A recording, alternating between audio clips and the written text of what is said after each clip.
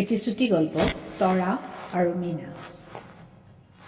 এসময়ত মীনা নামৰ সৰু ছোৱালী এজনীয়ে চাৰিওফালে পাহাৰেৰে আবৃত এখন সৰু গাঁৱত বাস কৰিছিল।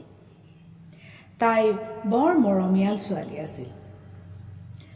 প্ৰতিদিন ৰাতি তাই খিৰিকীৰ কাষত বহি ৰাতিৰ আকাশৰ তৰাবোৰলৈ এক মনে চাই থাকিছিল। এদিন সন্ধিয়া তাই লক্ষ্য কৰিছিল যে এটা তৰা আনবোৰ তৰাতকৈ বেছি উজ্জ্বল হৈ তিৰবিৰাই আছে। তাই মনে মনে ভাবিলে, মই যদি তোমাক চুব পাৰিলোঁ হয়। তৰাটোৱে তাইৰ মনৰ ভাৱ দেখি সুন্দৰ মাতেৰে লাহেকৈ ক'লে, মৰমৰ মীনা, তুমি উজ্জ্বল হৈ জিলিকিবৰ বাবে মোক চুব নালাগে। পৃথিৱীখন তুমি তোমাৰ মতে উজ্বলাই তোলাৰ শক্তি তোমাৰো আছে। তুমিও মোৰ দৰে উজ্জ্বল হৈ উজ্বলিব পাৰিবা। আচৰিত হৈ মীনাই সুধিলে, সেয়া মই কেনেকৈ কৰিব পাৰিম? তৰাটোৱে ক'লে, তুমি দয়ালু হৈ আনৰ সহায় কৰা আৰু সকলোৰে মাজত আনন্দ বিলাই দিয়া। তৰাৰ কথা শুনি মীনাই সকলোকে সহায় কৰিবলৈ ধৰিলে।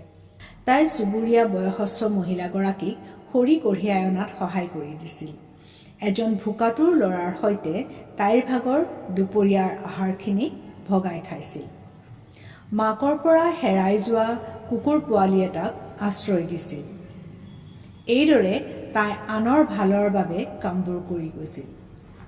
তাই যলৈকে গৈছিল তাৰ মানুহৰ মুখত হাঁহি বিৰিঙিছিল। এইদৰে তাই গাঁওখন উজ্বলাই তুলিছিল। তাৰ পিছত ৰাতি যেতিয়া তাই আকাশলৈ চাইছিল, সেই তৰাটো আন দিনাতকৈ বেছি উজ্জ্বল হৈ তিৰবিৰাই থকা তাই দেখিবলৈ পাইছিল। তেতিয়া তৰাটোৱে ফুচফুচাই তাইক কৈছিল, চোৱা মীনা, তোমাৰ দয়ালু স্বভাৱে গোটেই পৃথিৱীখনকে উজ্বলাই তুলিছে। আৰু তেতিয়াৰ পৰাই মীনাই বুজি পাইছিল, সঁচা উজ্জ্বলতা মানুহৰ ভিতৰৰ পৰা আহে। সেয়ে তাই যলৈকে যায় ততেই তাইৰ দয়ালু স্বভাৱেৰে সকলোকে সহায় কৰি যাবলৈ ধৰিলে। সাধুটোৰ পৰা আমি ইয়াকে শিকিব পাৰিলোঁ যে আমাৰ দয়াশীলতা আৰু আমি আনৰ বাবে কৰা ভাল কামবোৰৰ পৰাহে আমাৰ জীৱন উজ্বলি উঠে।